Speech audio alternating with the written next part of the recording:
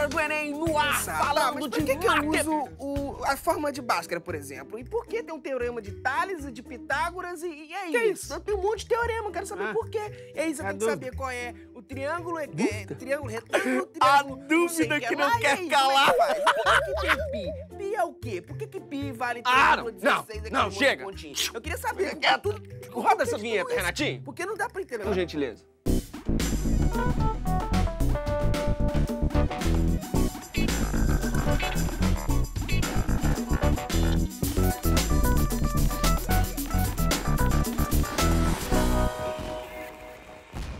Hora do Enem no ar!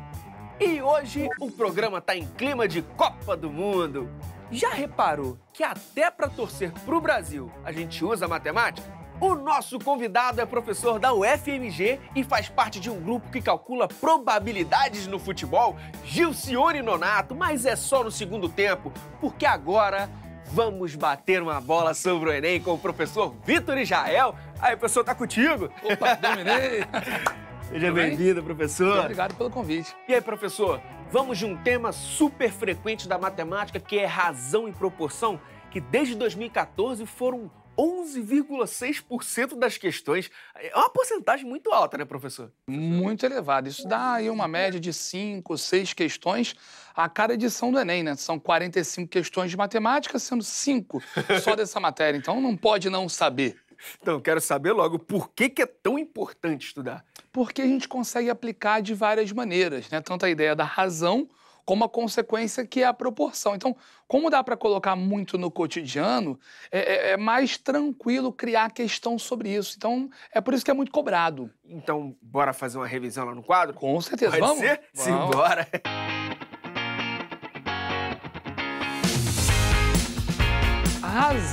A razão, ela é uma palavrinha mais chique por uma que é muito comum pra gente, que é divisão. Tanto que a gente, assim, existem os números racionais, né? A ideia vem daqui. O que é um número racional? É aquele proveniente de uma divisão. E isso está muito ligado à fração. Então, uma boa maneira de você representar uma razão é escrever em forma de fração. Então, por exemplo, o que vem a ser a razão entre o 2 e o 3? É a divisão do 2 pelo 3. Sim. 2 sobre 3, 2/3. Isso é a razão, tá legal? Beleza. Agora, o que a gente usa muito no nosso cotidiano? É uma proporção. Ó, vou te dar um exemplo bem característico do nosso cotidiano. A gente dá uma olhadinha lá na nossa receita. A gente quer fazer um bolo. A gente olha pelos ingredientes e vê que vai dar um bolo muito grande. Então, a gente faz uma proporção com aqueles ingredientes para que você consiga fazer um bolo menor, tá? Então, uma proporção nada mais é do que uma igualdade entre frações, entre razões. Vamos colocar da seguinte maneira. Imagina que eu tenho 2 está para 5, assim como, né? Igual, assim como é o igual. O x está para 15. Lange, dá para simplificar aqui, a gente consegue, mas eu não estou tão preocupado com isso. Esse seria um segundo passo, mas como é que eu vou resolver uma proporção lá no Enem? Eu vou fazer uma multiplicação cruzada. Sim. Por exemplo, 5, se eu multiplicar por x, vai ser 5x. Isso. Ao passo que se eu multiplicar o 2 pelo 15, eu vou achar 30. Se 5x é igual a 30, vamos colocar colorido aqui, ó.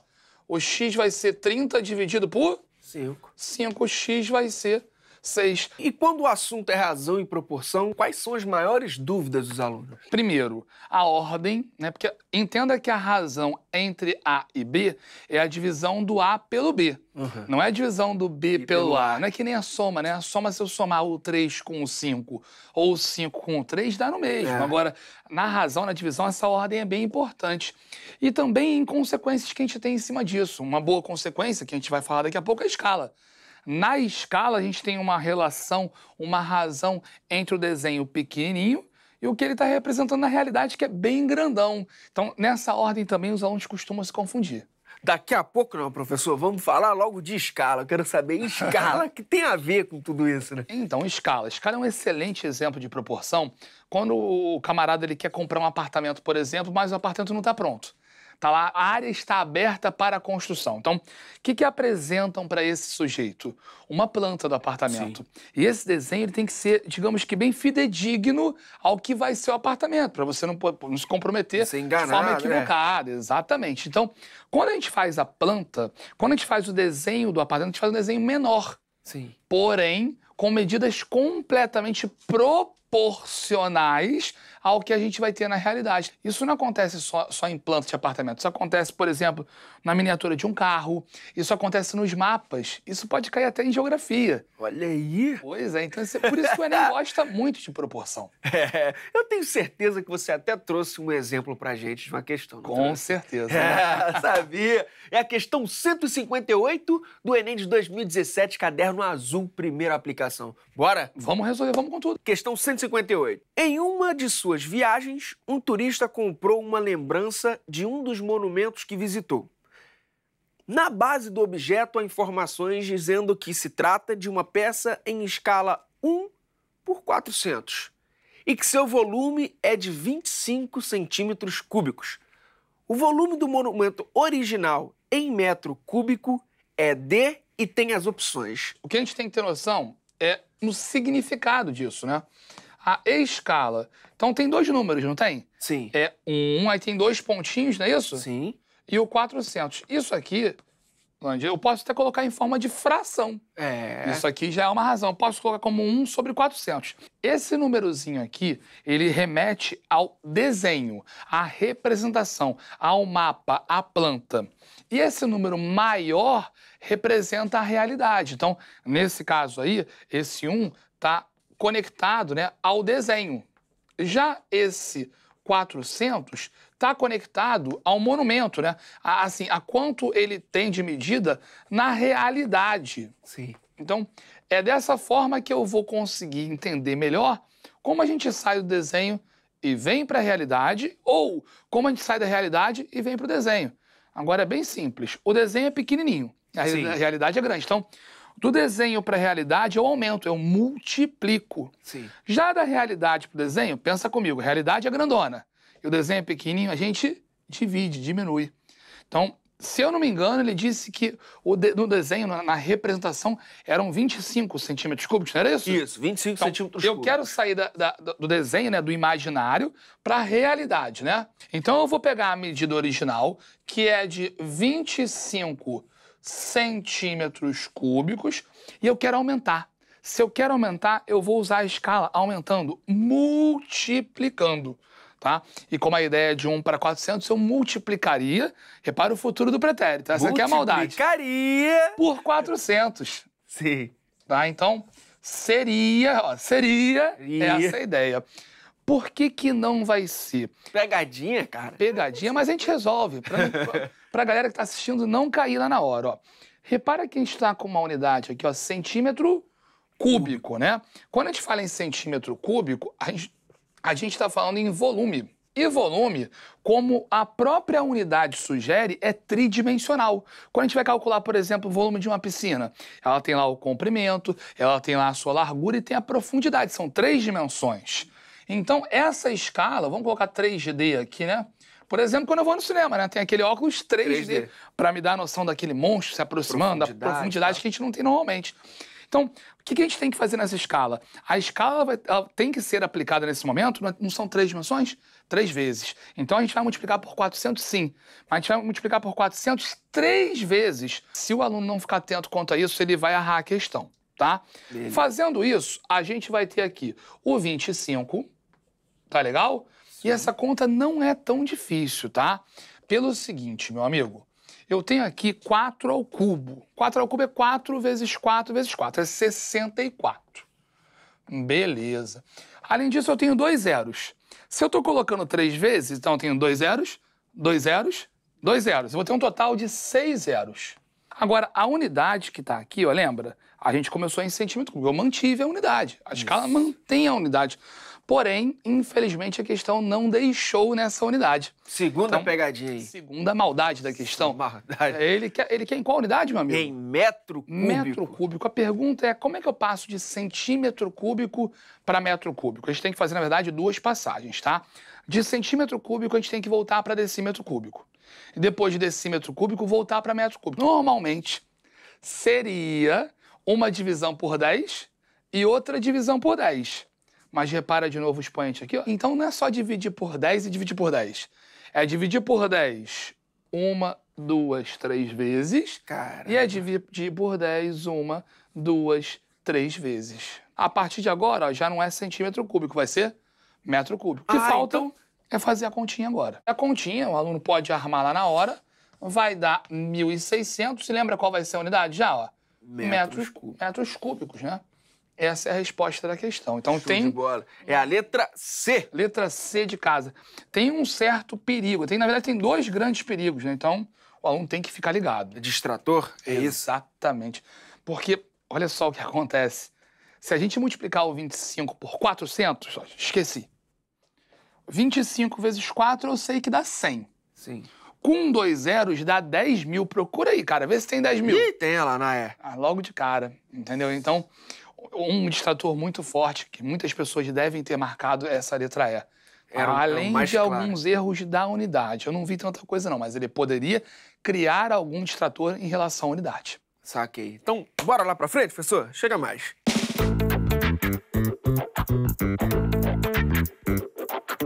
Professor, que habilidades o candidato precisa usar em uma questão tipo essa? Na verdade, além de fazer as contas de maneira correta, eu vejo 2, né? Que é a ideia de trabalhar com grandezas, algo que o Enem vai cobrar com certeza, e também a mudança de unidade, lá do centímetro cúbico para o metro cúbico. Tem que ver que é de 3 em 3 nesse caso, né? E como a galera pode treinar isso? Alguma sugestão? Com certeza a ideia é, assim, buscar questões anteriores do próprio Enem. Então, ele pode buscar lá os percursos educativos da matemática. Essa plataforma é sensacional. Ai, nossa! Tudo bonitinho lá, preparado, o que ele tem que fazer. Questão fácil, médio, difícil. É muito legal, tá um trabalho bem efetuado. E de que outras maneiras esse tema pode aparecer no Enem? Então, com proporção, é algo muito aberto. Então, com escala, por exemplo, eu posso deixar de trabalhar uma escala de um mapa para de um apartamento, calcular com área. E a área já não são 3 dimensões. A área são 2 dimensões. Então, seriam centímetros quadrados. Quadrados, é de 2 em 2. Então, assim, dá para abrir isso. Mas a ideia principal de levar em conta a dimensão, o número de dimensões, é a mesma. Vai mudar isso. Pode ser uma garrafinha menor, né? Algum exemplo, uma miniatura da Copa do Mundo, por exemplo. Alguma coisa assim. Opa, você tocou em Copa do Mundo, tá ansioso, né? Pela Copa do Mundo. Com tudo, tá ganhar. Então, ó, fica ali com a gente no cantinho e assiste a próxima entrevista. Com o Gilcione, a gente fala sobre a matemática nas probabilidades aí do futebol. Beleza? Maravilha. Pessoal, muitíssimo obrigado mesmo mais uma vez. Volte sempre. Obrigado pelo convite. O nosso convidado é um apaixonado por futebol e criou um projeto para divulgar matemática por meio do esporte. É o professor da Universidade Federal de Minas Gerais, Gilcione Nonato, por gentileza. Tá muito... E aí, professor? Beleza? Seja bem-vindo. Muito obrigado. Vem cá, conta pra gente, que grupo é esse, Probabilidades do Futebol? O nosso grupo, né, ele surgiu em 2004, quando o meu time de coração, que eu sou apaixonado... Cruzeirão? Não, Atlético Mineiro. Ah, que Mas sou isso? galão da massa. Mas então, o Galo naquele ano estava tão mal no campeonato, aí eu ficava preocupado em saber quantos pontos ele tinha que fazer para não ser rebaixado. Então, no final do ano, para responder essa pergunta, eu reuni um grupo de amigos do departamento de matemática da UFMG que gostavam, como eu, de matemática. E nosso trabalho começou em 2005 e, infelizmente, no ano que meu time foi rebaixado. Tá vendo? Tem que virar Cruzeiro, professor. Difícil. E como os alunos da UFMG participam do projeto? Eles trabalham na parte da informática, na formulação da página do projeto e também, em alguns casos, fazem cursos pelo interior do estado. E como é que funciona? Tem muitos cálculos? A partir do que vocês chegam a determinado resultado? Tem que ter um modelo matemático, um modelo probabilístico, um modelo simples, não é nada complicado. Mas então, com os jogos realizados no campeonato, a gente sabe a frequência que cada time vence, empata ou perde jogando em casa ou fora de casa. Aí, com esse perfil estabelecido, a gente faz projeções via simulações. Fizemos, então, 2 milhões de simulações, mantendo aquela tendência de empate frequente de todos os times. E, então, ao final dessas simulações, nós determinamos a probabilidade de um time ser campeão é quantas vezes ele foi campeão nessas simulações. Caramba, então são muitos cálculos para chegar a essa certeza, né? A combinação deles e tudo mais. Isso, assim, na verdade, como a gente no futebol é algo imprevisível, a gente faz o quê? A gente modela e simula e vê a frequência que está ocorrendo no evento. Sim. Então essa é a forma de nós calcularmos a probabilidade de um time ser campeão. E como tá a recepção do projeto, assim? Olha, o projeto ele é muito aceito pelas pessoas. Eu dificilmente recebo críticas via e-mail de pessoas me xingando, que é o normal hoje em dia, né? Hoje em dia... Infelizmente as pessoas não entendem opinião diferente, né? Mas a gente tem uma aceitação incrível. Nós temos em torno de 1 milhão de acessos mensais em todos os estados brasileiros, em todos os continentes, em todos os estados americanos. E até na Nova Zelândia existem pessoas que acessam o site. É algo incrível. Caramba! E vocês monitoram todos os jogos? Tipo, time de camisa contra sem camisa, solteiro contra os casados? Como é que funciona? O modelo se aplica melhor para campeonatos de pontos corridos. Então a gente usa o Campeonato Brasileiro, Série A e Série B, e também Campeonato Mineiro, por exemplo, que é da nossa terra, né? Tem que dar a chance do Galo ser campeão. Ou do Cruzeiro, né? Com certeza, os dois. E vem cá, ano de Copa? E aí, vocês estão com projetos aí de dar uma analisada na Copa? Porque você falou que é para pontos corridos. Isso. E a Copa tem só um período ali, né? Fase de grupos, aquela coisa. Como é que é? Na verdade, a Copa do Mundo, o modelo, ele é mais importante quando tem uma regularidade. Mas Copa do Mundo, você também consegue saber, estimar alguma coisa para saber um time tem mais chance ou menos chance. A análise na Copa do Mundo revela que o Brasil tem uma grande chance de pegar a Alemanha nas oitavas de final. Ai, não. Já nas oitavas. É terrível, né? E 7-1 repetir não, né? A probabilidade é baixa. É baixa. Depois daquele, nunca mais, né? Depois de 100 anos, quem sabe, né? O Brasil devolve 7-1. Mas também não tem probabilidade nenhuma de jogar no Mineirão, né? Não, é verdade. Aquele dia no Mineirão, eu sou de Belo Horizonte, eu tive até vergonha de sair de casa no dia que o Brasil perdeu de 7-1. Bom, mas já que a gente tá falando de probabilidade, certo, a gente não pode pensar somente nos times, né? Tem que olhar para todo lado. Por exemplo, os juízes. Vocês analisam também a regularidade do juiz? Na verdade, eu não tenho como fazer essa análise, porque eu não sei a escala de juízes. Só sei a análise só da próxima rodada. Então, eu não sei. O que a gente pode fazer é o seguinte. Se nós analisarmos um juiz nos seus erros e acertos, que é algo humano, e sempre admitindo que na honestidade da pessoa. Você pode determinar um certo dia quando ele está fora do seu eixo, um azar, mas não dá para falar que ele é honesto ou desonesto. Isso aí é outra parte.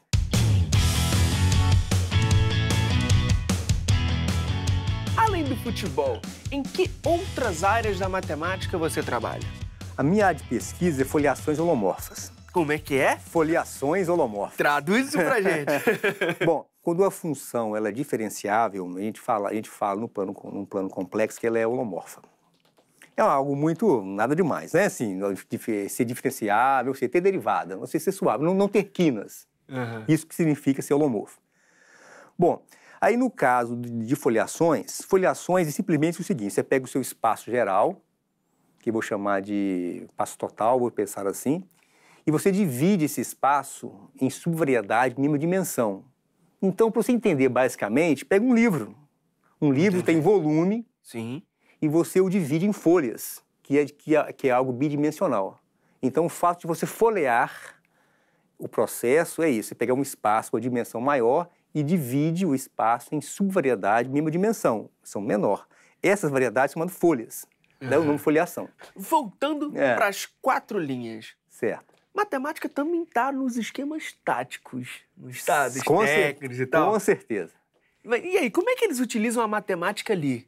Olha, o que eu posso dizer é que no Brasil ainda é muito recente o uso da matemática. Nos Estados Unidos, principalmente no basquete, beisebol, eles gostam muito mais disso do que nós brasileiros. Então não está limitado só ao futebol, né? Então, todos os esportes. Todos os esportes, né?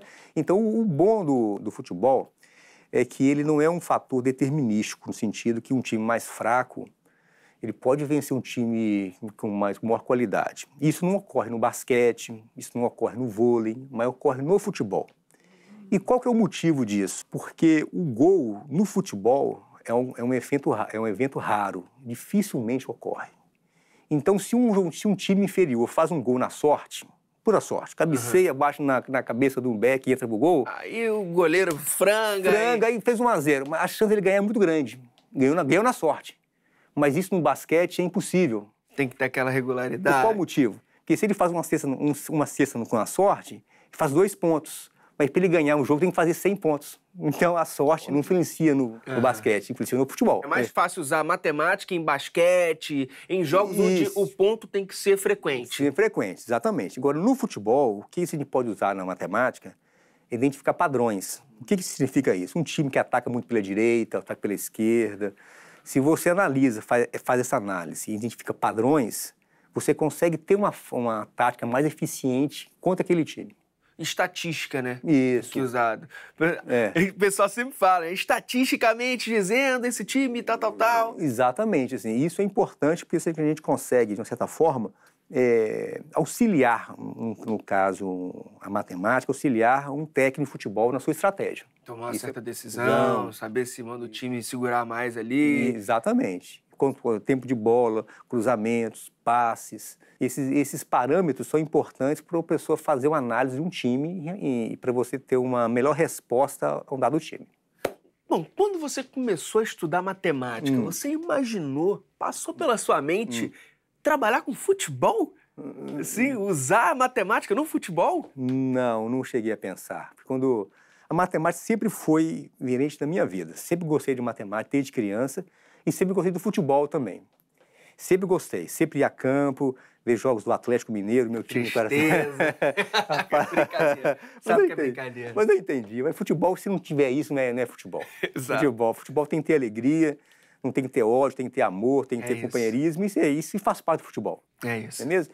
Então, quando eu consegui agrupar essas duas coisas na minha vida, eu me sinto muito realizado. Vem cá, você falou que gosta de matemática desde novinho. Isso. Conta, assim, quando foi o start que você falou, caramba, eu acho que quero seguir essa carreira, eu quero me formar em matemática, ou trabalhar com isso? Eu tinha, na verdade, 13 anos de idade, um fato que me marcou muito, porque eu estava resolvendo um problema de matemática e o problema coincidiu, eu teria que resolver uma equação de segundo grau. E eu não sabia resolver a equação de segundo grau. E eu fiquei minha tarde tentando e consegui, no final da tarde, resolver uma equação de segundo grau sem conhecer Bhaskara, sem nada. Ali eu percebi que era uma coisa que eu gostava muito. Qual o seu conselho para aquela galera que quer saber um pouco mais sobre a relação entre futebol e a matemática? Aquela duplinha. Eu acho que o conselho que eu dou para as pessoas é estudar mesmo. Tem vários artigos na internet mesmo.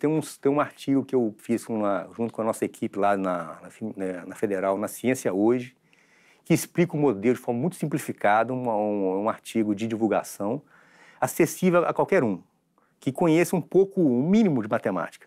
Então, eu aconselho esse artigo que chama assim, Futebol, uma caixinha de sorteios. Futebol, uma caixinha de sorteios. A simulação no futebol é um sorteio. E vem cá, tem matemática no Gol de Letra? Ah, com certeza. Tem o ângulo, né? Tem o ângulo, tem a força também, não é isso? A visão também, né? Professor, muitíssimo obrigado mesmo pelo bate-papo, cara. Valeu. Muito obrigado. Vamos marcar aí pra fazer um bolão. Assim, né? Mas sem o uso da matemática, beleza? Com certeza, sempre na paz. Não perco pra você. Aqui na bolão a gente perde não, é tudo igual. Valeu, professor. Muito obrigado, viu?